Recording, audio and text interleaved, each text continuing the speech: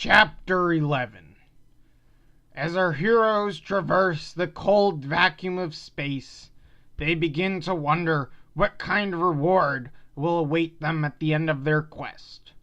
Perhaps they will receive a mountain of riches, or a powerful artifact from the god, or a new king to replace the irresponsible rodent that currently governs. Goofy speculates that perhaps the greatest treasure of all is the gift of friendship, but everyone quickly agrees that that would be a lame-ass reward. Before they can ponder the subject any further, the three space warriors are alarmed to find themselves in the presence of an enormous cosmic mammal.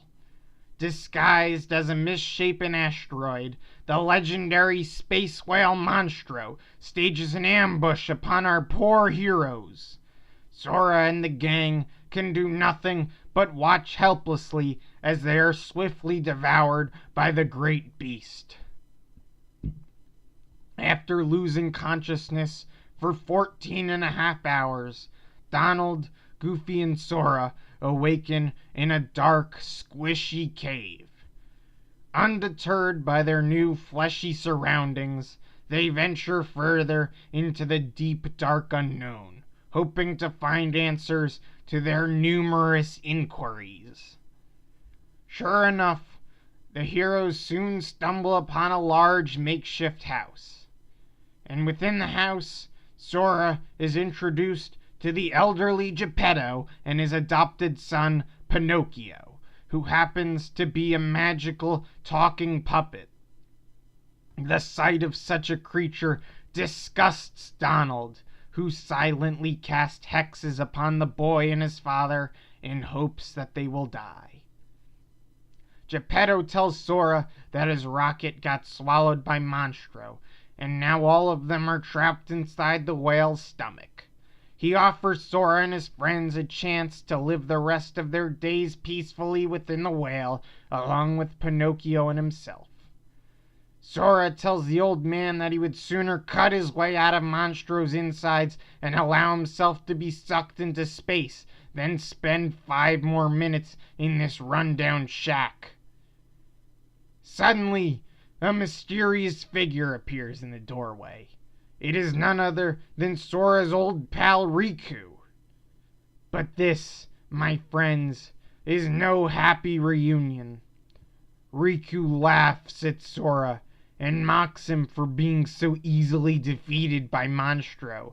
He begins to call Sora degrading nicknames such as Whale Food and Krill Boy. Sora is quite taken aback by this comment and informs Riku that Monstro is in fact a sperm whale, and unlike baleen whales, do not actually eat krill.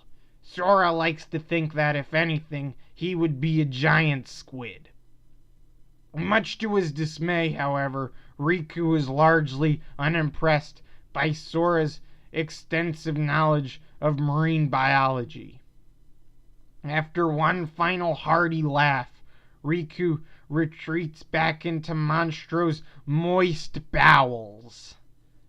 As Sora pouts angrily in the corner, young Pinocchio cannot help but smile. The young puppet is impressed by Riku's standoffish attitude and remarkably silver hair, and he soon finds himself chasing after his newfound idol. Geppetto, who suffers from crippling abandonment issues, is quite disturbed by Pinocchio's departure. Without the constant support of his son, the old man is unable to cope with the various psychological disorders that plague his elderly brain. Reduced to little more than a sad puddle of a man, Geppetto begs Sora and his friends to rescue his little boy. Sora has no sympathy for this pitiful excuse for a father, nor is he fond of the deranged bobblehead that he calls a son. Nevertheless, Sora, Donald, and Goofy clearly have nothing better to do with their time. In search of Riku and Pinocchio, our heroes make their way through Monstro's vast labyrinth of a digestive tract.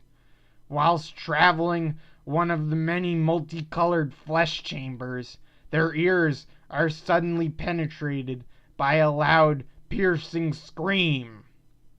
Sora recognizes this cry as the undeniable sound of a kidnapping. Had Riku finally gone this far?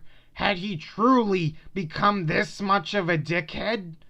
Filled with rage, Sora races towards the source of the noise as fast as his comically oversized feet will carry him. As Sora and his friends enter the next room, they are met with a truly shocking scene. Lying unconscious on the ground is none other than Riku. The shrill cry from earlier did not come from Pinocchio at all, but from Riku himself. And there, standing above Riku's unconscious body, is who else but the treacherous Pinocchio. He cackles wickedly in his twisted, puppety ways. Our heroes are truly bamboozled. Pinocchio reveals that he is, in fact, a criminal mastermind. It was he who had been pulling the strings the entire time.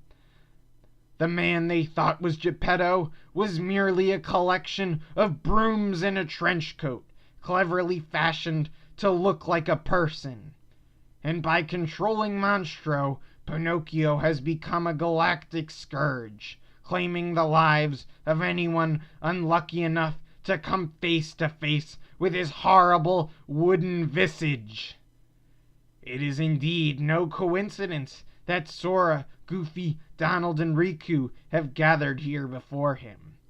For Pinocchio believes that by eating the hearts of many men, he will finally transcend and become a real boy. At this point, Sora's heard enough, and he's just about ready to kick some ass. Pinocchio summons his heartless minions to attack Sora and the gang, but he has clearly underestimated the raw, unimaginable power that the young Keyblade warrior possesses. One by one, Sora slices through the heartless like a bazooka through a wet mound of dirt. In the middle of the chaos, Riku is able to escape through a dark portal and into the safety of Melvocant's comforting arms. Pinocchio is enraged by this loss, and he knows that there is only one course of action that remains. He grins an evil grin, one that would send chills down the spine of even Zeus himself. Then, wielding his wooden puppet hands as shovels, he burrows deeply into Monstro's soggy innards. He tunnels way up into the beast's brain, forcing Monstro into a self-destruct sequence. Sora, Donald, and Goofy recognize the impending doom and promptly make their escape. They quickly get into their candy ship and fly out of Monstro's blowhole, just before the whole whale explodes into a gory mess. Our dear heroes have managed to outwit death yet again. The three heroes look back at Monstro's fresh carcass, and they know that space is once again safe to explore. Donald and Goofy bust out the victory champagne and start to celebrate, but Sora does not drink with them. He thinks back to that last look upon Pinocchio's face, and he cannot help but wonder if this is truly the last they will see of the demon puppet.